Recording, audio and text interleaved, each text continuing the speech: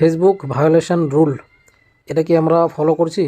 সকলেই ফেসবুক চালাচ্ছি, কিন্তু আমরা অনেকেই জানি না যে আমাদের কতগুলো ভিডিও মানে ভায়োলেশনের পর্যায়ে গেছে। সেটা জানবো কী করে? এই যে 3 ডট আছে, এখানে ক্লিক করব। ক্লিক করার পর নিচে আসবো, এখানে তোমরা দেখতে পাবে সাপোর্ট ইনবক্স, এই কথাটাতে ক্লিক করবে। এটা যখন ওপেন হবে এখানে দেখতে পাচ্ছ ইওর অ্যালার্টস, মানে এটা আমাদের অ্যালার্ট দিয়েছে যারা যারা ফেসবুক আমরা ইউজ করছি। আর রিপোর্ট অ্যাবাউট আদার্স, মানে কারো সম্পর্কে রিপোর্ট করতে গেলে ওখানে ওদের এই জায়গাটাতে গিয়ে আমরা রিপোর্ট করতে পারবো। তো এখানে নো রিপোর্ট করা আছে।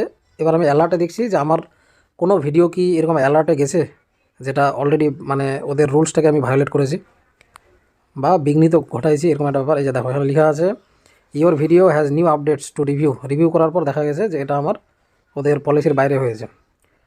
তো যেহেতু কোনো গান শেয়ার করেছি, যত প্রবলেম এই গান নিয়ে, এই যে দেখা আছে উইথ এ মিউজিক রাইট ওনার।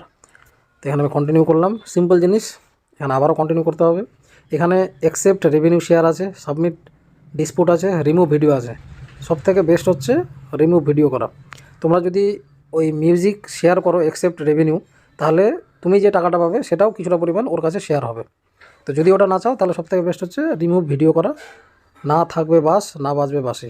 তো এই হয়ে গেলো ব্যাপার। ডিলিট ভিডিও করে দিলাম। এরকম যতগুলো থাকবে ক্লোজ করবে, অটোমেটিক আবার ওখানে যাব, আবার সাপোর্ট ইনবক্সে যাব। যতগুলো এরকম ভিডিও থাকবে, এই যে একটাই ছিল, এখন লেখা আছে কি নো ভায়োলেশন। একটু আগে ছিল কিন্তু violation. Thank you for helping keep Facebook safe for everyone. তো এরকম কোনো গান ব্যবহার করবে না যেটা অলরেডি ফেসবুক লাইব্রেরিতে দেওয়া আছে। তার মধ্যেও আবার ওখানে লেখা থাকবে যে সেফ ফর ইউজ, এরকম লেখা থাকবে, সেই গানটা ইউজ করবে। আশা করি বোঝাতে পেরেছি। এভাবে তোমরা ভায়োলেশনটাকে রিমুভ করতে পারবে। আজকের ভিডিওটা এতটুকুই।